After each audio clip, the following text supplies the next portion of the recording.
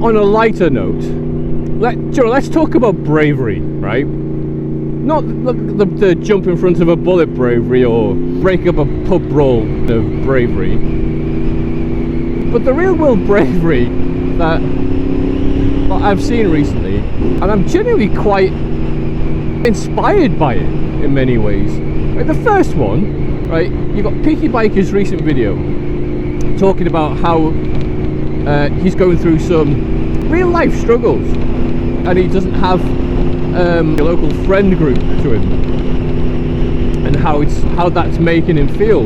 And do you know what? I was watching that, I'm thinking that's a brave thing to do.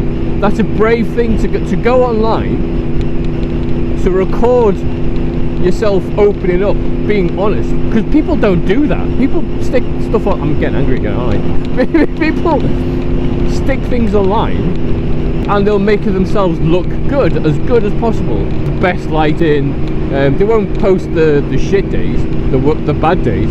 Everything is going to be as positive as they can make it.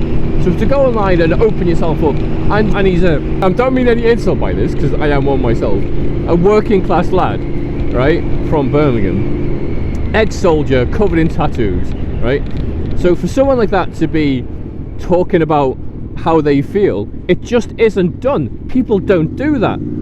There's especially these days, you can be considered, like woke or whatever, or soy, just for discussing things like how you feel and your mental health. Fortunately for me, it's not something I have to deal with, probably because I'm dead inside. But to see other people just to go out to openly say that, it's actually amazing, and he's been rewarded for it. That kind of honesty and openness. His video's doing massively well. His channel's had a huge surge, and I'm here for it. It's amazing. And even in the comments, read the comment section of I'll link the video obviously below. That's the motorbike community. That's the moto vlog community right there. That is what you want to be part of. Supportive people, opening up. I've got no doubt that there are people in those comments who said me too. It's the first time they've ever said that. The first time that they've ever admitted to being lonely in life, to not having like a friend group they once had. And it took that one spark of one act of bravery to do it. To not charge it into an enemy fortified position, brave. But in the context of the world we live in, brave. Damn brave. And good on you. Good on you for doing it. And I hope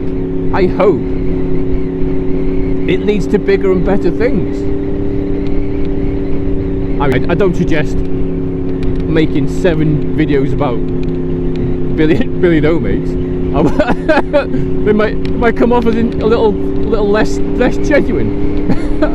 But I know you were talking about wanting to progress as a channel, and there's a possible road in, way for you to use biking and the biking community to approach subjects that people just ignore. Talking also of bravery, Mr. Pud Moto also is currently documenting his Pud to Stud series, where he's trying to go through some weight loss. And it's for people that have never done it before, it's one thing to record yourself doing something, I'm doing with a chin camera facing away from me, but it's another thing to put yourself on the camera, to open yourself up to criticism. Because people on the internet can be cruel, they can be mean. I've never seen that happen in the comment section. I've never seen it to him specifically, but it is out there and it does exist. And when it comes to things like weight loss and doing those things like before pictures and talking about things that you are unhappy about your appearance, again, you're opening up like a vulnerability, and you're also adding in accountability.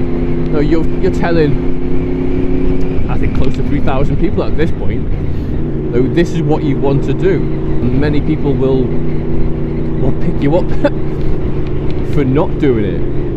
I couldn't help myself. I try not to do any kind of like, oh, you should do this, you should do that. I try so hard not to do that. But when it comes to things like fitness, for example, yesterday I finished work at 3, spend an hour in the gym, so 3 till 4 in the gym, 4 till 5 is on cycling, and then it's a haircut, shower, make some dinner, which was some bulgur wheat and char grilled peppers. It's nice, by the way, red wine vinegar, cumin, and a bit of chili pepper. Lovely. But the reason why I was cycling was because I used to do it years ago, before I had the accident and messed my knee up. I used to cycle all the time. And when I was no longer able to do it anywhere near what I used to be able to, it depressed me. It did, the thought of doing it, because I was still physically fit at the time, but my leg just didn't work. So I was cycling and my right leg would hurt, and I wasn't gassed, wasn't sweating, and it was genuinely upsetting. So I stopped, and I haven't done it for years. And I'm watching him cruise the main streets of somewhere in Huddersfield, around there. Who cares? No one cares about that. And I thought to myself, I'm getting the bike out and getting back into it, and that's what that kind of thing does. That act of bravery inspires other people to also take action, to think, well, that's a good point. I'm gonna do it. To see someone want to change things about themselves inspires other people to do the same. Oh, like I was saying, I try not to backseat drive and offer unsolicited advice. I just, when it comes to fitness and stuff like that, I don't know. I've been doing it for years.